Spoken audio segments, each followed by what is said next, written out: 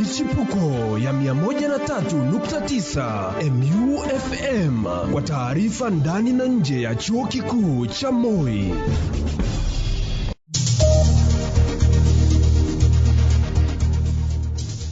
Hujambo msikilizaji, karibu sana kwenye redio yetu ya 103.9 MUFM. Tukupashe michipuko ambayo tumekuandalia siku ya leo, na hivi sasa ni saa 9 alasiri moja kwa moja. Mimi najulikana kama George Wandoro. Tukianza kwamba hali ya taharuki imetanda katika kijiji cha Cheptobot, eneo bunge la Marakwet Mashariki, baada ya wanakijiji wenye ghadhabu kuteketeza nyumba za familia 10 zinazodaiwa kuhusika na kifo cha kijana Hosea. Kama ilivyoripotiwa, wakazi wanadai kuwa mara kwa mara vijana hawa wenye kuhusika na mauaji hukamatwa na kuachiliwa baadaye na mahakama. Nyawaya Christabel anatueleza kwa ukamilifu. Hali ya wasiwasi inazidi kutanda katika kijiji cha Cheptobot, Marakwet Mashariki. Hii ni baada ya familia 10 kubaki bila makao kufuatia kuteketezwa kwa nyumba zao, wakituhumiwa na madai ya vijana wao kuhusika katika mauaji ya Hosea. Hasira za wanakijiji zikisheheni kila kona, na hazikuishia kwa nyumba pekee, kwani miti na mimea katika boma hii pia haikusazwa. Wakazi wenye ghadhabu walifika katika boma la jirani wake Hosea wakiwa na silaha za kila aina, ambapo vijana 3 wanatuhumiwa kumvamia Hosea Chiwemo, kijana mwenye umri wa miaka 25, na kumjeruhi vibaya kutokana na ugomvi usiojulikana.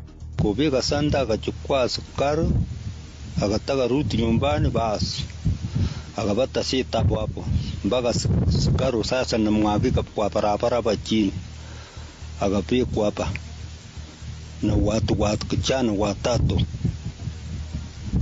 3. Ndio hiyo tulisikia, niko